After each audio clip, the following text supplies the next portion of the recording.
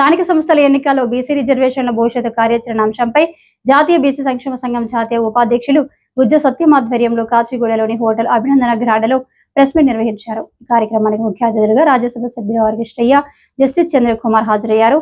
ఈ సందర్భంగా ఆర్ కృష్ణయ్య మాట్లాడుతూ కేంద్రంలో ఉన్న బీజేపీ ప్రభుత్వం కులాల వారీగా లెక్కలు తీస్తుంది. దేశవ్యాప్తంగా ఒక బీసీ ప్రధానిగా మోడీ తీసుకుంటున్న అత్యంత సాహసోపేత నిర్ణయం ఈ దేశవ్యాప్త కులగణన. భారతదేశమే మోడీ కుటుంబం. ప్రపంచం మొత్తం ఈ రోజు మోడీని పొడుపుతుంది. బీసీ ఉద్యమం ఒక నిశ్శబ్ద విప్లవం. దేశవ్యాప్తంగా కులగణన చేయాలని మోడీ తీసుకుంటున్న నిర్ణయంతో రేపు భవిష్యత్తులో ప్రతి గల్లీలో మోడీ విగ్రహం పెడతారు. దేశవ్యాప్తంగా రేపు 2028న తెలంగాణలో ఒక బీసీ ముఖ్యమంత్రి కాబోతున్నాడు. ఇప్పటికే బీజేపీ బీసీని ముఖ్యమంత్రిని చేస్తామని ప్రకటించింది. మిగతా పార్టీలన్నీ బీసీ జపం చేయాల్సిన పరిస్థితి మోడీ చేశాడు. రాష్ట్ర ప్రభుత్వం తీసుకొచ్చే ఆర్డినెన్స్ కి బీసీ సంఘాల మద్దతు ఉంటుంది. ఎవరైనా అడ్డుపడితే వాళ్ళ భరతం పడతామన్నారు. పార్టీలో ఉన్న కొన్ని శక్తులు ప్రేరేపించి కేసు రేపించే ప్రమాదం ఉంటుంది. ఆ రాజకీయ పార్టీల భర్తమని ఐడెంటిఫై అయ్యి కేసు ఎవరు వేసినా దాని వెనుక ఏ రాజకీయ పార్టీ ఉంది, ఎవరి ప్రేరణ ఉన్నది, ఎవరి ప్రభావం ఉన్నదో గుర్తించి భర్తమని రాజకీయ పార్టీలను మనం హెచ్చరించవలసిన అవసరం బీసీ సంఘాల మీద, బీసీ నాయకుల మీద ఉన్నది. ఇప్పుడు చాలా మన దాంట్లో కూడా భిన్న అభిప్రాయాలు ఉన్నాయి. ఆ భిన్నాభిప్రాయాలు కూడా కరెక్టే. సుప్రీం కోర్టులు కొట్టేయచ్చు, రాజ్యాంగంలో పార్లమెంట్లో పెట్టాలి, 9th షెడ్యూల్లో పెట్టాలి, కేంద్ర ప్రభుత్వం మీద ఒత్తిడి రావాలనేది ఒక అభిప్రాయం. కానీ రాజ్యాంగం ఒత్తిడి రాకుండా ముందే రాష్ట్ర ప్రభుత్వానికి ఒక ఛాయిస్ ఉంది. ఇమ్మీడియట్గా రాజ్యాంగం ప్రకారం రాష్ట్ర ప్రభుత్వం జీవో తీసి ఎన్నికలకు పోవాలి, ఆర్డినెన్స్ ద్వారా, చట్టం ద్వారా, జీవోల ద్వారా పెట్టాలి. ఇది రాష్ట్ర ప్రభుత్వంకి ఆల్టర్నేటివ్ లేదు. ఈ పరిస్థితిలో రాజ్యాంగాన్ని సవరించాలంటే నేషనల్ పాలసీ, ఆ పాలసీ రావాలంటే జనాభా లెక్కలు కావాలి.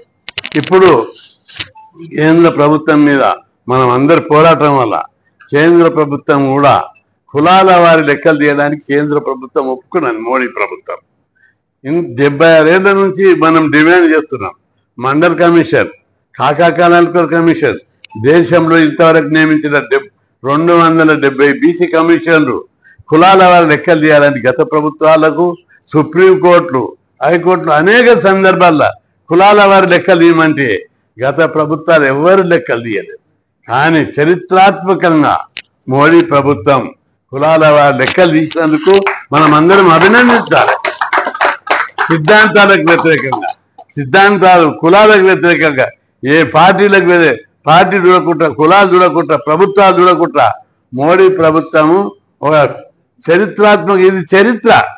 ఎవరన్నా ఏ ప్రభుత్వం, ఏ ప్రధానమంత్రి సామాజిక న్యాయం, సోషల్ జస్టిస్ గురించి అనేక మంది మాట్లాడారు. ఎవరన్నా తీశారా చెప్పండి? ప్రాక్టికల్గా మోడీ తీస్తున్నారు. మోడీ బీసీ, మోడీ తీస్తున్నారు. మోడీ ప్రధాని చేశారు, మోడీ లెక్కలు తీస్తున్నాడు. దాన్ని మనం అందరం అన్నిటికీ అతీతంగా అభినందించవలసినటువంటి అవసరం ఉంది.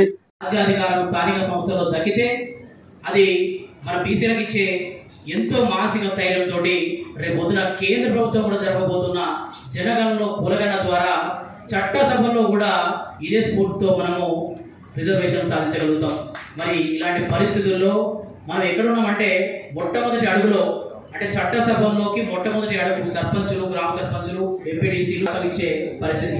మరి ఈ పరిస్థితుల్లో దయచేసి ఈ రాష్ట్రంలో ఉన్న ఏ అడ్వకేట్లు కూడా మిమ్మల్ని ఏ వర్గాలు చేసి బీసీల నోటికాడికి వచ్చిన నోటి ముద్దని కాలదనొద్దు. దయచేసి మీరు అలాంటి కేసులను వాదించొద్దు. బీసీలో సహజమైన అన్న ఇప్పటిదా చెప్పాడు, ఇందులో చట్టం ఉంది, ధర్మం ఉంది, న్యాయం ఉంది. మరి ఇంకేం కావాలి? ఇంత సహజ న్యాయసూత్ర ప్రకారం బీసీలకు దక్కాల్సిన న్యాయమైన హక్కుల సాధన కోసం మేము ఈరోజు ముందుకొస్తే వాటి కోర్టులు అడ్డుకునే పరిస్థితులకు మీరు తోడ్పాటు అవ్వకండి. అలాగే కొన్ని రాజకీయ పార్టీలు, ఆధిపత్య కుల వర్గాలు కూడా వీటిని అడ్డుకునే కుట్ర పడుతున్నాయి. ఖబర్దార్, రాజకీయ పార్టీలకు, ఆధిపత్య కులాలకు ఈ వేదిక ద్వారా చెప్తున్నాం. మాకు రావాల్సిన న్యాయపరమైన హక్కులను మీరు కాల రాస్తే మేము మీ ఇంటి ముందుకు మా ఎస్సీ ఎస్టీ సోదరులతో కలుపుకొని వచ్చి లక్షల డబ్బులతోటి మీ ఇంటి ముందు కూర్చుంటాం. మిమ్మల్ని కదలనీయకుండా చేస్తాం, అష్టదిగ్బంధనం చేస్తాం, మిమ్మల్ని గొడవ చేస్తాం. మీరు దయచేసి అతి సున్నితమైన రిజర్వేషన్ల అంశాల పట్ల మా జోలికి రాకండి. ఈడబ్ల్యూఎస్ రిజర్వేషన్ లో మీరు 2 నుంచి 3% విన్నా మీకు 10% ప్రభుత్వం ఇస్తే ఈ దేశంలో ఉన్న ఏ బీసీ బిడ్డ ఈడబ్ల్యూఎస్ రిజర్వేషన్ రద్దు కోసం రోడ్డెక్కలేదు. ఏ రోజు కూడా మీ వాటా కోసం మేము అడగలేదు.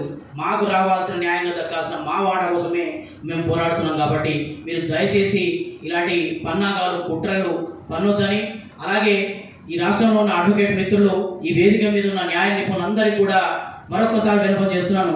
సోదరులారా, మీరందరూ కూడా జాగ్రత్తగా ఉండాల్సిన సమయం ఇది.